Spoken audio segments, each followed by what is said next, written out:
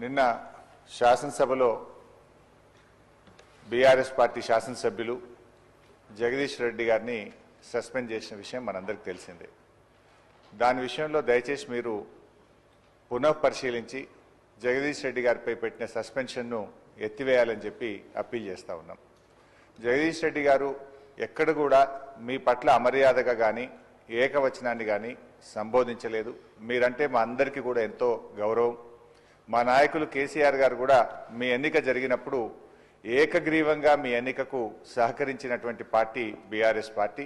మా నాయకులు కేసీఆర్ గారు కూడా ఎప్పుడు కూడా మాకు చెప్తూ ఉంటారు, సభా సంప్రదాయాలు పాటించాలని, మీ పట్ల గౌరవంగా ఉండాలని కూడా చెప్తూ ఉంటారు.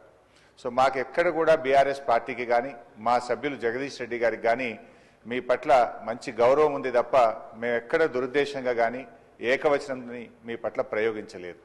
అందువల్ల మాకు కూడా, ఎందుకంటే నిన్న జగదీష్ రెడ్డి గారికి మీరు మైక్ ఇచ్చుంటే వారు చెప్పుకునే అవకాశం ఉండేది.